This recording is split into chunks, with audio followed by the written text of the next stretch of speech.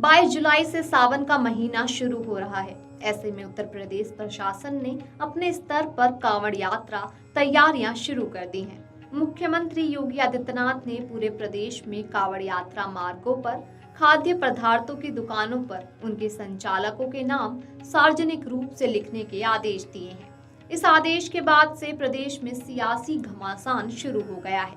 कोई इस बात की निंदा कर रहा है तो किसी ने इस फैसले का समर्थन किया है। अब योगी सरकार के इस फैसले पर देवकी नंदन ठाकुर का भी बयान आया है। कांवड़ यात्रा को लेकर आजकल बहुत चर्चाएं हो रही हैं और सरकार ऐसी पहली बार कर रही है कि कांवड़ लाने वाले लोगों के लिए उनकी तपस्या का ध्यान रख रही है और उन पर पुष्प वर्षा कर रही है और कौन कौन व्यक्ति नाम बदल कर उनको गलत भोजन दे सकते हैं, इन बातों का भी ध्यान रख रही है। लेकिन दुख की बात यह है काफी लोग राजनीति कर रहे हैं इस बात पे। ये राजनीतिक विषय नहीं है। कांवड़ लाना एक तपस्या है और वहां से जल लेकर आना और पूरी शुद्धता और पवित्रता के साथ। हम सभी सनातनी जानते हैं कि शुद्धता और पवित्रता का कितना ध्यान हमारी पूजा पाठ में रखा जाता है। और जब कोई व्यक्ति 150-200 किलोमीटर पैदल चलता है, नंगे पांव चलता है और वो गंगा जल लेकर आता है और शिव जी पर चढ़ाता है, तो ये तपस्या है, कोई साधारण विषय नहीं है। एक शब्द बोल रहा हूं, अपरस। कितने लोग ऐसे हैं जो राजनीति कर रहे हैं, वो अपरस शब्द को जानते नहीं होंगे। हम लोगों की तपस्या में बहुत ध्यान रखना पड़ता है इन सब चीजों का, कि पवित्रता का।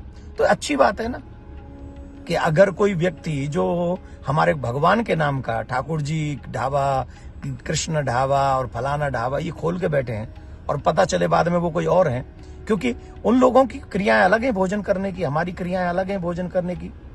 तो शुद्धता का, पवित्रता का ध्यान रखना ही चाहिए। उन कांवड़ियों की तपस्याओं में विघ्न नहीं पहुंचना चाहिए। शंकर भगवान पर शुद्धता और पवित्रता से जो जल आया है वही चढ़ना चाहिए।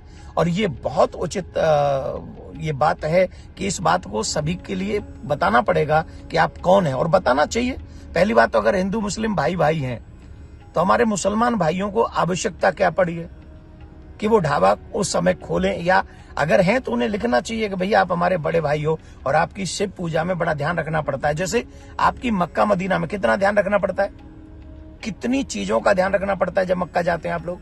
तो जब मक्का जाने का ध्यान रख सकते हैं तो जो कावड़ लेके जल चढ़ाने जा रहे हैं शिव जी पे, वो शिव जी उन कावड़ियाओं की हमें ध्यान नहीं रखना पड़ेगा? रखना चाहिए, पहली बात। दूसरी बात, जो लोग राजनीति कर रहे हैं, मेरा निवेदन है कि एक बार जाइए, कावड़ लेकर आइए, पैदल चलिए 150-200 किलोमीटर, तो आपको पता चलेगा कितना ध्यान रखना पड़ता है। कावड़ियाओं से भी मेरा हाथ जोड़ के निवेदन है, जो प्रसाद आपको पाना है वो हो सके तो पहला प्रयास ये करें अपने घर से लेके जाएं, और जब वो संभव न हो तो आप जहां खा रहे हैं ठोक बजा के समझ लें, पता कर लें कि वो सनातनी व्यक्ति होना चाहिए, उसी का ढाबा होना चाहिए, वहीं से आपको भोजन करना चाहिए। यही मैं आप सबसे निवेदन करता हूं और धन्यवाद देता हूं हमारे उत्तर प्रदेश की सरकार को, जिन्होंने अपना नाम अपना काम दोनों पोस्टर पे लिखने के लिए कहा है। धन्यवाद, बहुत बहुत साधुवाद। हर हर महादेव।